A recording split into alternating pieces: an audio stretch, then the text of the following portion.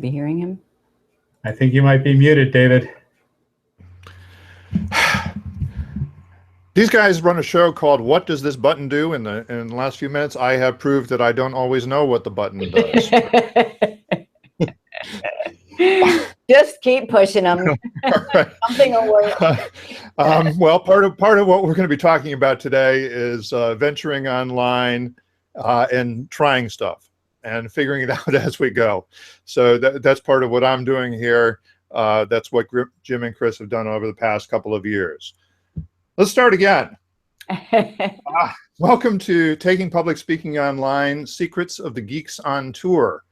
I'm David Carr. I'm the host of this program on behalf of Toastmasters District 47, which is sponsoring it. District 47 is South Florida in the Bahamas, if you don't know. If you're watching this live, you can enter questions in the chat box, which on the website is right below the video feed. Or if you're watching on youtube.com, it's over to the right of the video. If you're watching on the website, you can also pop the video out and view it full screen if you want, and just come back if you want to type in a question. So the way this works is we're going to be live. You can type in questions and we'll answer them as part of the live program. So District 47 has organized this series of webinars as a public service, as outreach to show something about the value of public speaking. It's also a fundraiser. We are looking for sponsors. We got a very generous grant for our first program, which was an interview with our district public speaking champion, Donna Kelly.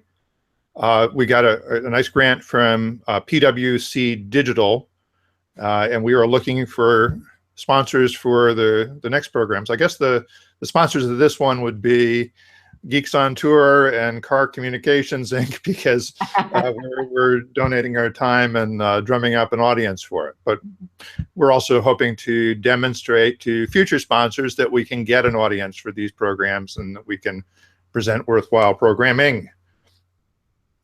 My guests are Jim and Chris Guld of Geeks on Tour. You guys gave me the counter report afterwards. But these guys run a business called Geeks on Tour, Technology for Travelers. They spend a good chunk of the year traveling around the country in an RV, giving technology lessons at rallies. I'll talk more about their business in a minute. But one of the important ways that they build their audience for what's really a subscription service, where they give access to all the best tutorials, all the best insight that they have, is with a weekly live TV show called What Does This Button Do? And I thought maybe one of the best ways for Jim and Chris to introduce themselves is to show you how they introduce their regular program, which is every Sunday at 2 p.m. Jim and Chris. Okay, thanks, David. And this is great because, you know, Toastmasters is something that really made us do it. So what we're going to do here is kind of run through the way that we start our show. And usually we would start with the slideshow that would be on Chris's computer. Now we have two computers in this show, which is an unusual way to do things, but we've found that it works the best for us. So David, if you would pin Chris's picture there so that the audience can see. All right. And this is where we start. This is a different, okay, you want your slides though, right? No, just what we have here. We'll normally start out with a please stand by. That, you know, David has his countdown thing, and we have this please stand by. And we do that so we can go live a couple of minutes before, and we'll check with any audience members just to make sure that they can see and hear us. And then we normally have a slide that says, what does this button do? And Jim says... Hello, everyone. Welcome to episode 107 of What Does This Button Do? It's an educational show about smartphones and tablets with us, the Geeks on Tour.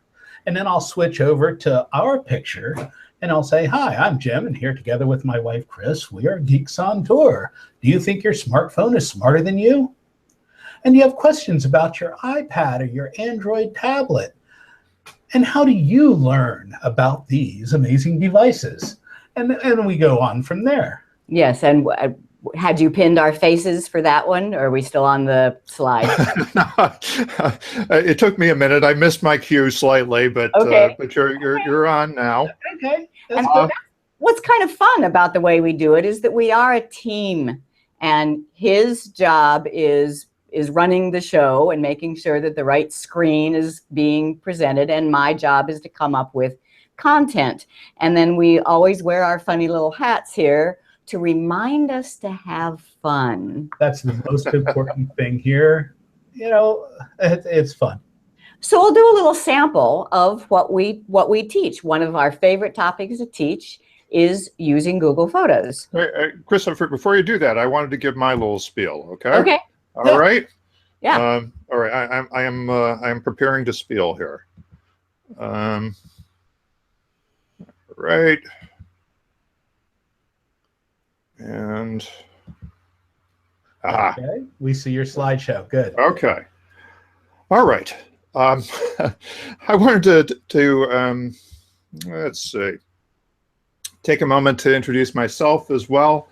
I'm David Carr. I'm a writer, editor, and web consultant. I do a lot of things around the intersection of technology and communication or collaboration. So I did this book, Social Collaboration for Dummies. For a number of years, I was an editor at Information Week, Baseline Magazine, Internet World.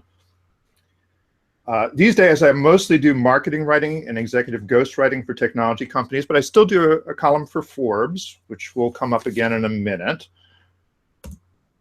Actually, I was in an earlier gig with Forbes when I first met Jim and Chris. I wrote this story about running a subscription website from the road. And this was the office that they were working out of back in 2010 when I met them. It's had a little bit of an upgrade, but they work out of the back of an RV. And so they're traveling around in an RV. They're doing some pretty elaborate technology stuff. Jim used to go around and set up satellite dishes to connect to internet. And lately they've been able to convert over to cellular data, which has gotten good enough. And so the story is Chris had previously run a technology training business in the Fort Lauderdale area, and Jim was her resident techie. They decided to take this show on the road, traveling around this RV, giving seminars along the way.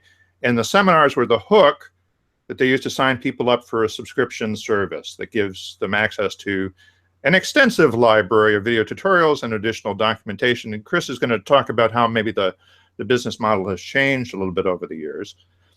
She's particularly an authority on Google's products for sharing and editing photos. They used to have one called Picasa. I guess it's still out there, but now Google Photos is more the focus of that. And Google's been known to fly her out for conferences. She's a member of their top contributor program. So when she found out that Google was creating a way of anybody broadcasting live video for free and making the replays available on YouTube, naturally these guys had to try it. And as of last Sunday, they were up to episode number 106, or was it 107? 107 this week, yeah. What does this button do? We're actually using the same free Google service, YouTube Live, to broadcast this program. I've also gotten interested in this issue of the skills that you need to present online, which you can see I'm still working on. But I mean, actually, I have done professional marketing webinars, but usually it had a whole crew of production people and somebody to do sound checks and things like that. But here, when you go out on your own, you're kind of on your own. And one thing that Chris mentioned is the fact that they have each other to back each other up, and they've figured out better ways of doing that over time.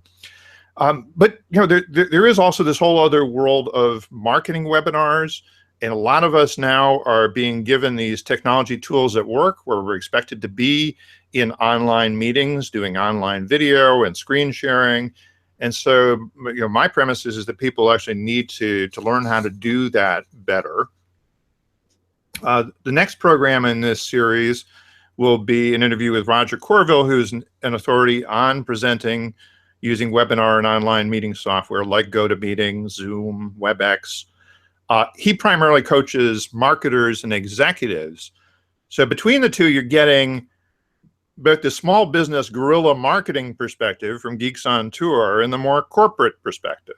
And when I say corporate, I should also mention that Roger thinks that most of the corporate professionally produced webinars are actually way too boring and people are too likely to tune them out. So there's a lot of room for improvement in that business. I'm planning to do at least one more program on this theme. And again, sponsorship opportunities are available. If you're really interested in this topic, I encourage you to also check out the new Online Presenters Toastmasters Club, which meets online and is focused on practicing for these skills. And we'll be sending you some links after the program that will allow you to find out more about all of those things. And with that, now, Chris, take it away. You guys are the experts. I want you to lead for a while, and I'm going to be here to annoy you with questions along the way. And I will also be watching the feed from the audience for, I haven't seen any questions per se, but so far, but people are still finding out what this is all about. And so are we. Let me toss back to you guys. Okay, well, thanks. That's very interesting. We are part of the number 47 in Toastmasters. We are part of the Early Bird Toastmasters here in Fort Lauderdale when we are in town.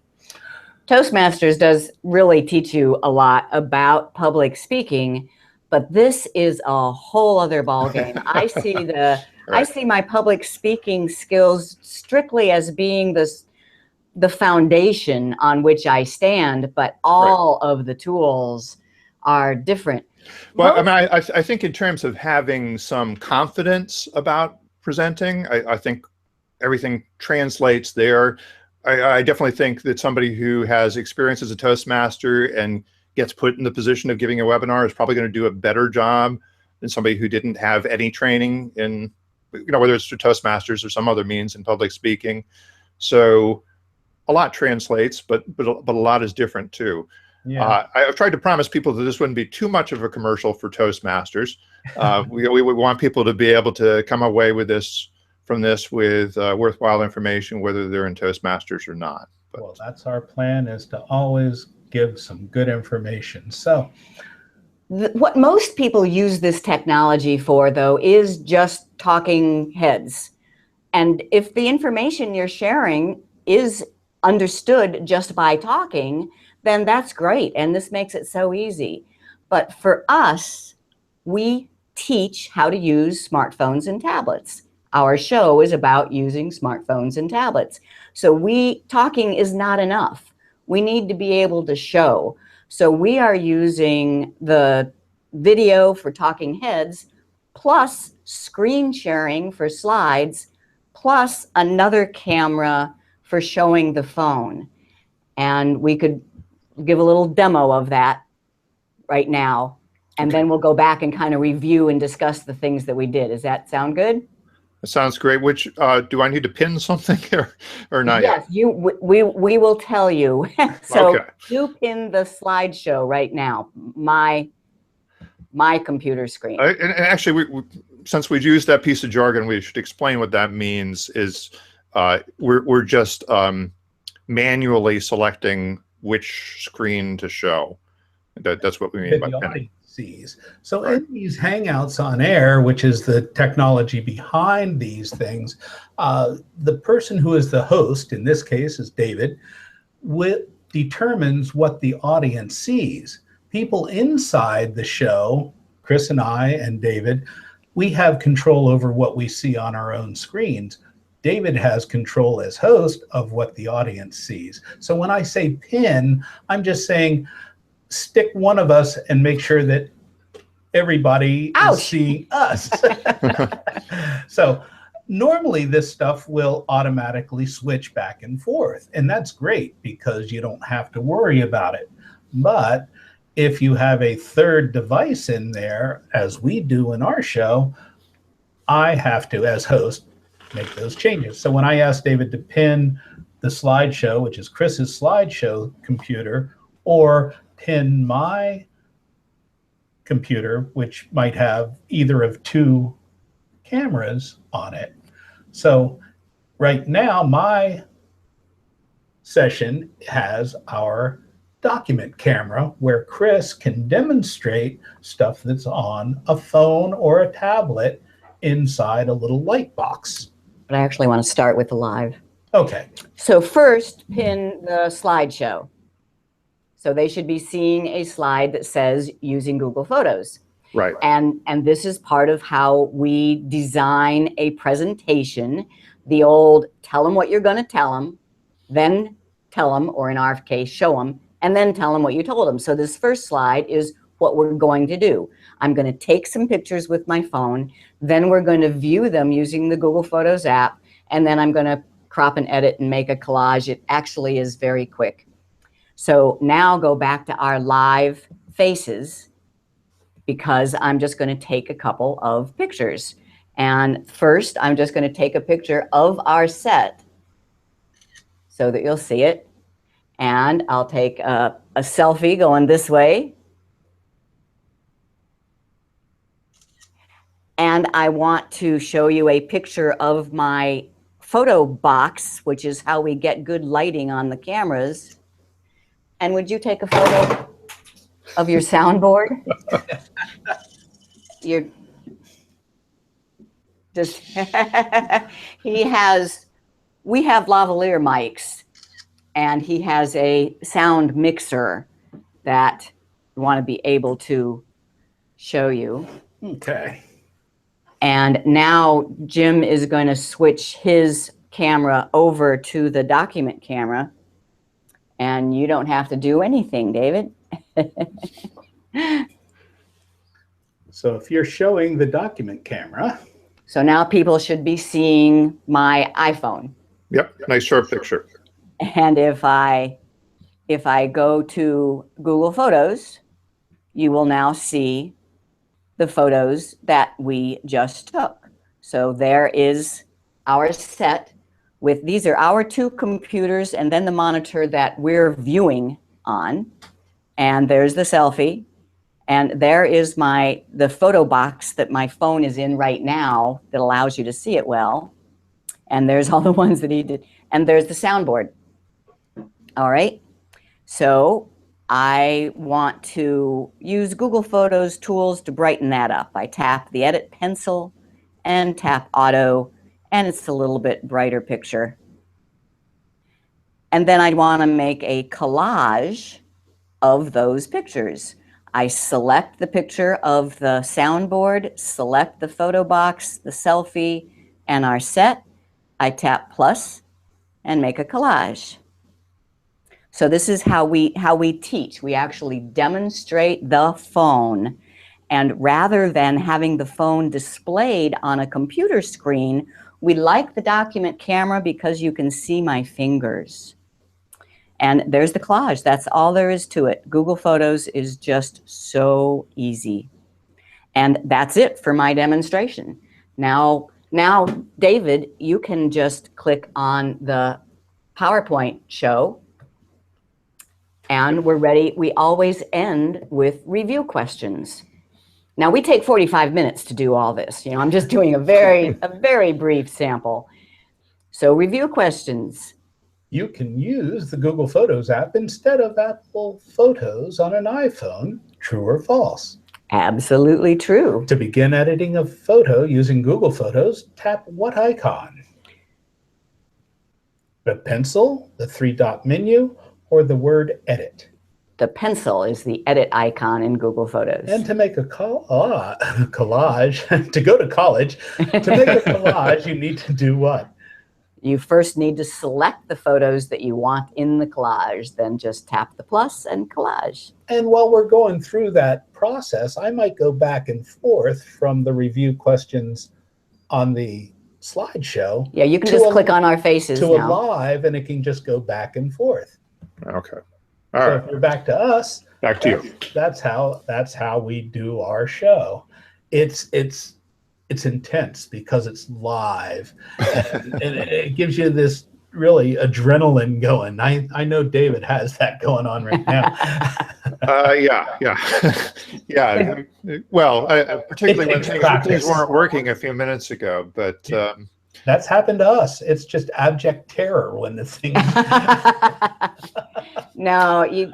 Well, I guess one thing I wanted to say is, so you went through some equipment that you've assembled over the years to do this more effectively, but people should understand that you can do it quite simply as well.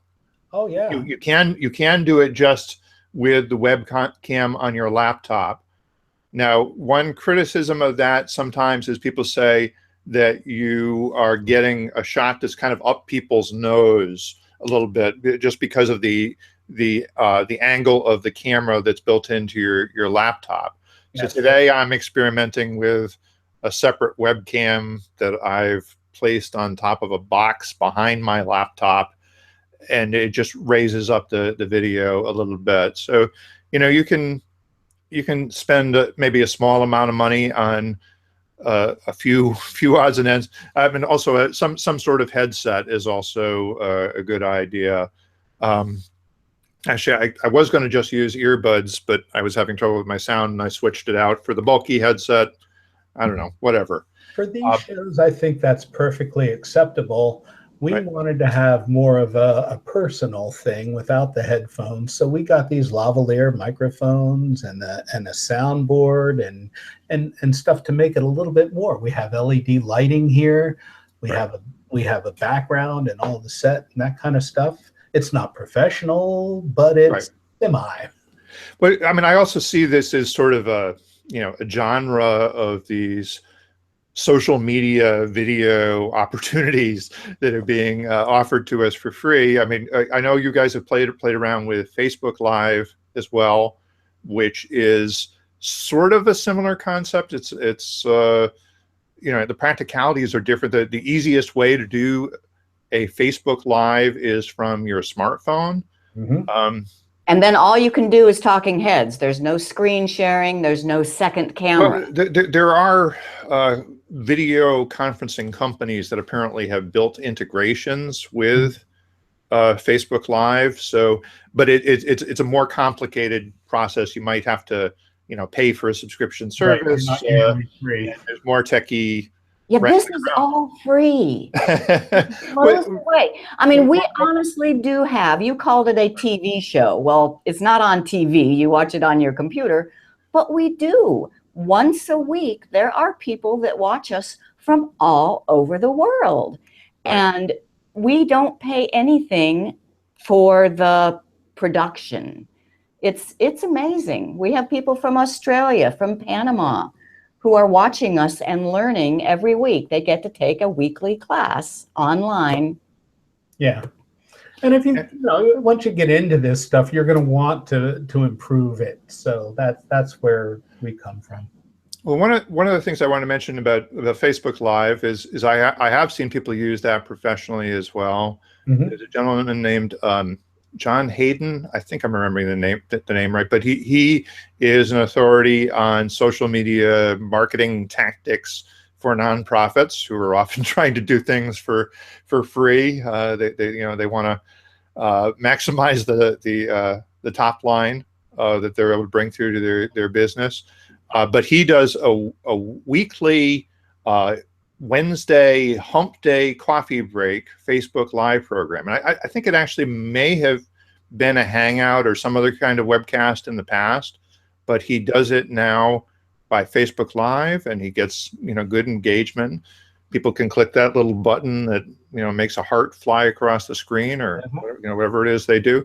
And he can't screen share, he can't give demos, but he still shares a lot of good information. He gets good traction that way. So So certainly with this program, I took as much advantage as I could of Facebook for posting links to get people to sign up or just get people to come into the event.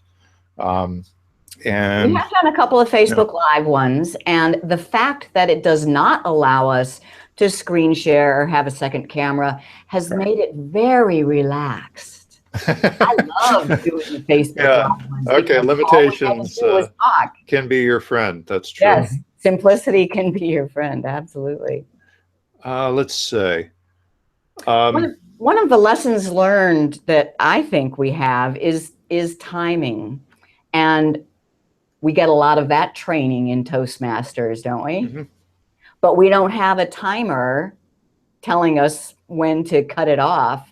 So I've come up with these, I make my own little cue cards for the show, and I have my columns, and it tells me what time I'm supposed to be at what point in the presentation. Right.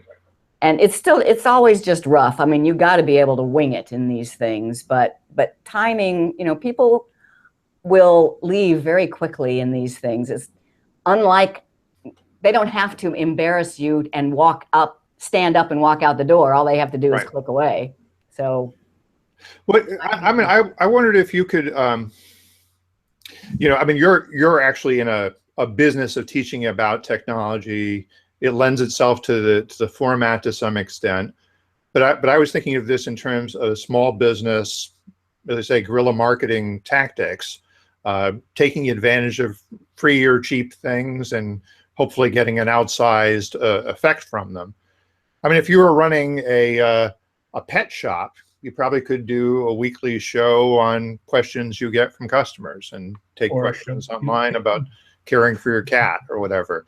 I mean, how much of this do you think would be portable to other types of businesses? I would say that any business that's out there that is not using these tools is going to be left behind. It's going to be so important to have these tools as part of your arsenal in marketing. You don't have to go crazy with it, but take it slow. Sometimes people enjoy the fun parts of it. We know what the Heather Crafter has a weekly. You can use this technology for all sorts of things, for private and monetized classes, or for just short. Get your stuff out advertising. It is. Either it's a very good way, and all because of the above. It's video and it's interactive, if you want it to be, which I think is really good. Right. Facebook Live is just Facebook Live. You're putting something up there, and there's no interaction really, except for the typing. People can chat. They like it, they love it, or they comment on it. Yeah. You can talk, but it's not a two-way the way that this is. So far, I haven't gotten a lot of questions from the audience. Somebody did ask, do you teach iPhone and Android? We teach both, yes. Right. Yep. iPhone, Android. I mean, it's going to be kind of a necessity, right? Because your audience is completely. We are actually mainly Android people, but the newest phone in our collection is the iPhone, so it's the more fun. And we tend to use Google apps, even on the Apple devices. So we're using Google Photos on Apple. Right. And so on. It's one of the things that we think it's great because it works the same on either platform. All right. Well, and by the way, we talked about timing earlier, and Jim told me that it's probably the ideal timing for one of these shows is something like 45 minutes, so that people don't get sick of hearing you talk. Well, that's for our show. Different shows can be different lengths. Right? Okay, well, some of that is going to depend on. I think if we're getting good questions from the audience, we might stick around a little bit longer. And if we're just talking to hear ourselves talk, we'll try not to go on too long. But our show is in 3 parts, and we have a tip for everyone, and then we have a beginner's lesson where we actually teach, and that's the part where Chris has the light and she's doing everything in front, and we're demonstrating something useful. And then we have a little bit of maybe an app of the week or a final tip, and then we do our review questions. So, and we'll take questions or comments from the live audience if they're participating. A lot of folks who come in on these things aren't comfortable participating right away. It'll take 2 or 3 times of being here and just kind of lurking before you really want to get in and participate. Which brings me to another lesson learned, and that is the technology works on doing a live show, but it's immediately recorded, and now we have a library of shows on our YouTube channel and embedded on a special website. We've just recently decided to change our focus. We do not promote the live show anymore. I mean, we have our regulars, so maybe 20 people that watch live, but then we put it out there. It's anybody can watch it live, but we're not really advertising that as the live show. We post it then. We post the recording along with the show notes several days later, and that's what we promote. And it gives us a little bit of time to maybe edit out some of the problems that we had when it was live. I guess, as I said, that's something I'm looking forward to, is editing out my mistakes here. Yeah, most people won't see that please stand by slide that we started. By the way, I have edited out in individual ums and ahs, which is very important to me. We're not counting. Okay, all right. Let's see. I do have a question. What software do you recommend to broadcast a webinar? Well, again, we're using YouTube Live here. It's also known as Hangouts on the Air. The terminology is a little confused, and you can find lots of information about how to put on one of those programs on lots of different websites. It has the advantage of being free. It has the advantage of the video is automatically archived to YouTube, but then you can go back and fix it to some extent. You can do, and we'll have to, maybe we could talk about how you do the editing, because you can do a little bit of editing right within YouTube.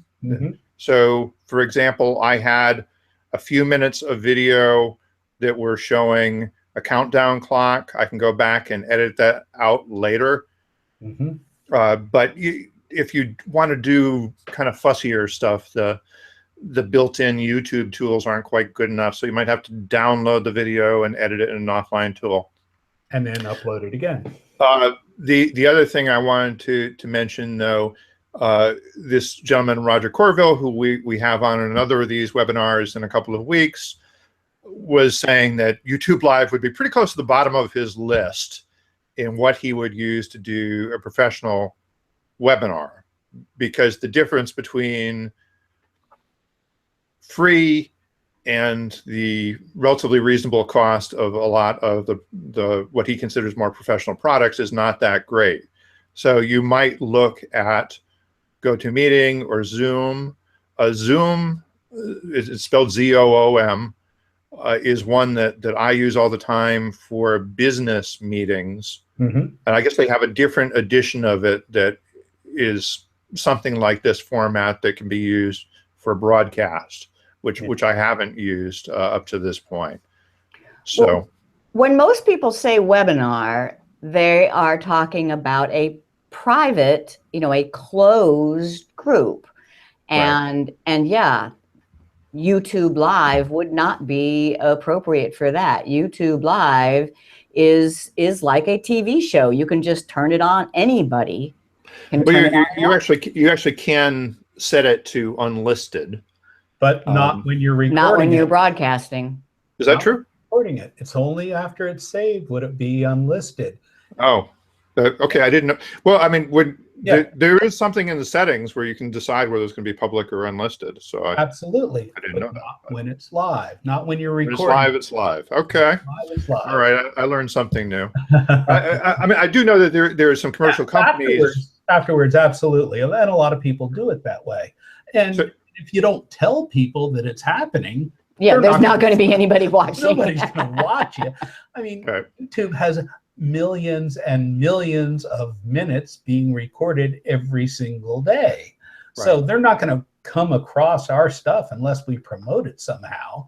So it really is a moot point, but, you know, and some people use it just the live part just so they can have the chat and things going on, and then they work it later. But yeah, webinars are different, and that's just what we've decided for us.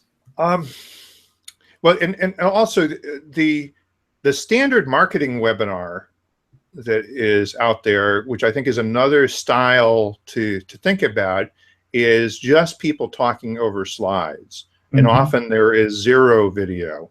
So you think about all those things you learn about vocal variety become much more important when you're presenting in that way. And also thinking about the quality of the slides, the quality of the visuals that you are showing. So you probably, if your face is not going to be on the video screen, you might want to have a slide that shows your face so people know who's behind the slides. But also, you know, simple, compelling images, you know, a lot of things that apply to, you know, slideshows in person too. That you don't want it to be all bullet point slides.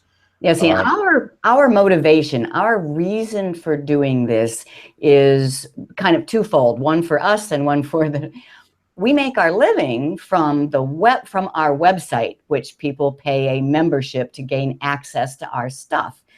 We have learned over the years that we really don't want to do internet marketing. We like people to find us because they know us. We've done live seminars around the country, and the people who join our website are people who have met us and seen us in person doing these seminars. Well, you can't do a live seminar around the country every week. We can do it using this, and people get to know us. So we absolutely want our faces, and we talk, and they get to know us. So it allows us to continue the personal interaction. And secondly, I love to teach. So I like having a platform to do so. And it makes us learn something new every week as well. And you know, smartphones and tablets, there's always something new to learn.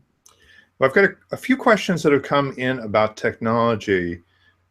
And we kind of, when we talked about this beforehand, we said we didn't want to get so wrapped up in talking about the technology that we don't talk about the speaking technique, which is probably supposed to be our focus to some extent.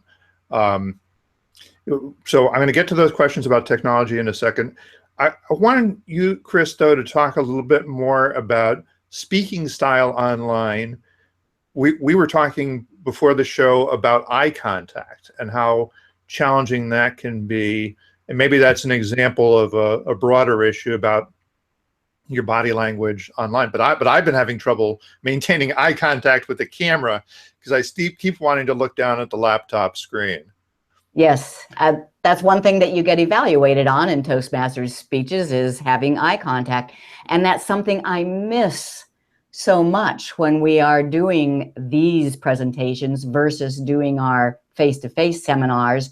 I can't feel what the audience is like. I don't know if they're all, you know, walking out or if they're in rapt attention. So all you can do is try to control your side of the equation, and eye contact translates into looking at the camera. I think we need to just assume that they're in rapt attention at the other end.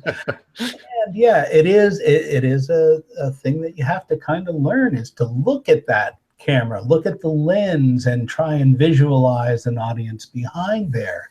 That's something that you learn in television. Our first episode, I actually took a picture of one of our live audiences and I posted it up behind the camera so that I could think of some of the people that really do. Yeah. I am not nervous in front of live people at all. I am really nervous every time we do these shows. All right. Well, let's tackle a couple of these technology questions. One is, what video editing software, this is from Jim Barber. He says, free would be great. Do you recommend? I use, well, no, we use Camtasia for most of our editing, and that's not a free, but it is a very powerful software for computers, both Mac and PC, and it's really good. I also used for general editing other videos, not so much these. I'll use Microsoft's Live Movie Maker, and that's free. And there are other tools and on the out Mac, there. it's iMovie. iMovie is good. I think if you upgrade to Windows 10, Movie Maker actually goes away. It's not supported anymore. But we're using it on Windows 10. I'm using it on Windows. Oh, really? Okay. Yeah. Well. Yeah. All right. That's bootleg. No, it's pretty much it just hasn't been updated, but it still works. Yeah. Just like Picasa. And somebody, Ernesto asked, so GoToMeeting would be better for a private webinar. Yeah, probably just because it's set up to give everybody an individual code, and they have to have that code in order to come into the webinar session. Support because you're paying for it too. There are some companies that Google has what are called application programming interfaces, APIs, that allow other companies to plug into the Hangout service and other services. And so I know that there are some commercial companies that have embedded the Hangouts platform within some additional software that provides things that marketers like to have. So there are variations on a lot of these products. And Patrick asks, what difficulties could you run into when transitioning from PowerPoint to video? I have a WebEx coming in a few weeks where I'll be the host for my company's webinar session. Have you guys even used WebEx? Oh yeah, we have a great story about WebEx. Okay. Go ahead. We actually gave a joint webinar at Google headquarters, but this was back in 2009, and they used WebEx, and it all fell apart. we were there the night before to set it all up and to get it all ready for the actual thing, and it never did work for the practice. Now we're at Google headquarters. You would think if anybody can do this stuff, Google knows how to do it. It made us maybe they were sabotaging it because people were already working on Hangouts, and this was 2009, so it wasn't before Hangouts. But still, just knowing that anybody can have this stuff go bad just does give you a better feeling for the whole thing. Right. So yeah, those tools are great, and you get support for those because you're paying for it. Well, right.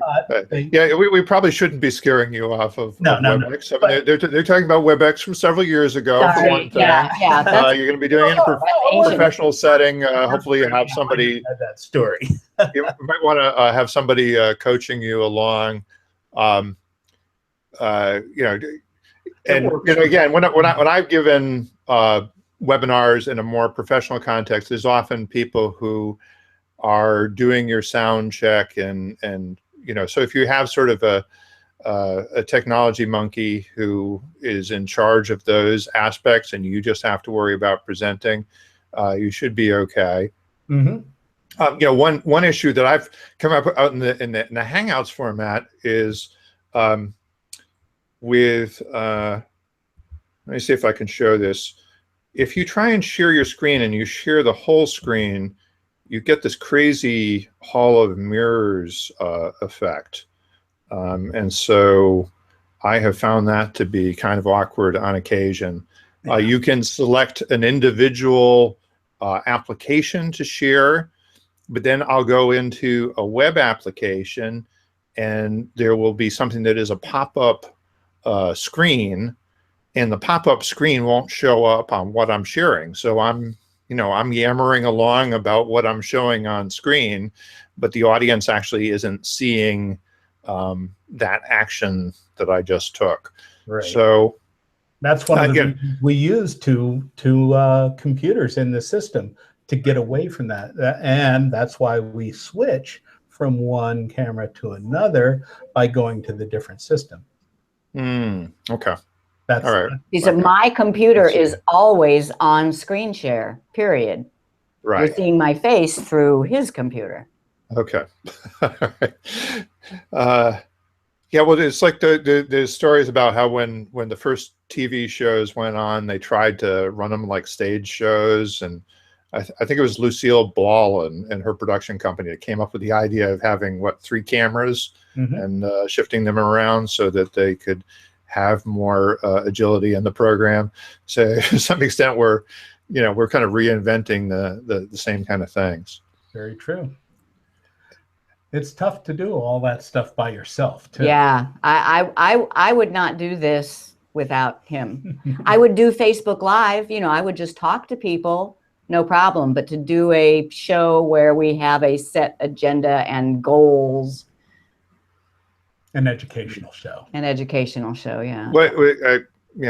Some of the people in the audience might know that I'm active promoting something called WordPress for Toastmasters, which is open source software for promoting your club, marketing your club, managing your club to some extent. And so I have done solo webinars for that stuff, but things have gone wrong in the process too.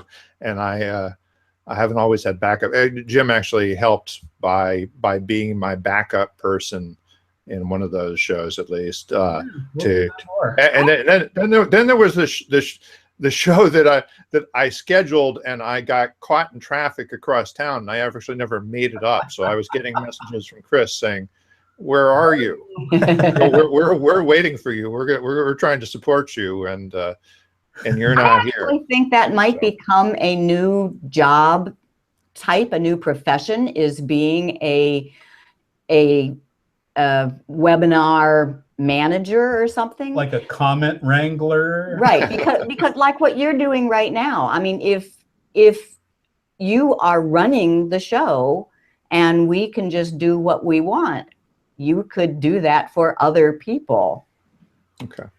Ernesto asks, is this webinar running on Hangouts? And we've kind of gone back and forth between referring to it as YouTube Live and referring to it as Hangouts, and it's the same thing. There's actually 2 things. Google has Hangouts, which are one-on-one or small group video meetings, and then there's Hangouts on Air. And originally they came out with it, and it was attached to the Google Plus social media service. But unfortunately, the Google Plus social media service never exactly killed Facebook or even rivaled Twitter. And so eventually they decided that having those 2 things tied together wasn't such a great idea. And so now they're telling people actually not to use it that way at all. You can't use it that way anymore. Yeah, some of the terminology is still the same, but it used to be, if you wanted people to ask questions, they were supposed to get a Google Plus account if they didn't already have one, and log into that, and then they could ask questions. So I've done them in that format, and it was a lot more awkward than this is.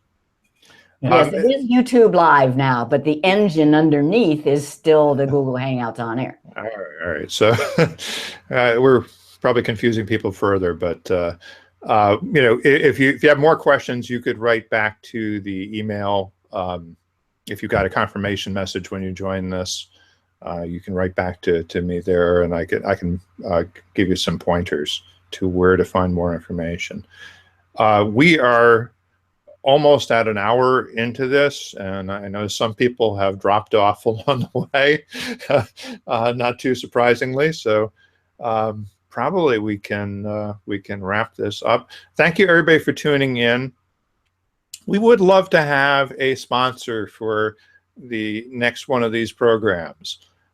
I originally organized this to have something that we could sell a sponsorship against.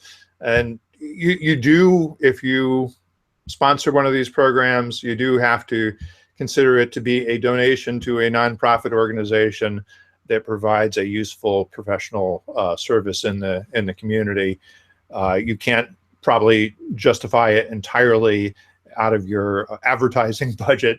Although we got a good response to this program. We had a bunch of people watching live, and I'm hoping that will be magnified many times over on the replay, particularly after we go back and fix the replay and hide the incriminating parties. And want to tell people where they can find out more about Geeks on Tour and sign into your live show. geeksontour.com, and there is a menu item there called Weekly Show. Anything you want, you can get there that way. And it's Sunday, 2 p.m. Eastern. Sunday, 2 p.m. is when it's live. Pretty much without fail. I mean, I think you maybe take off Christmas and Thanksgiving and maybe a couple of times when you're stranded someplace without an internet connection. But other than that, you're...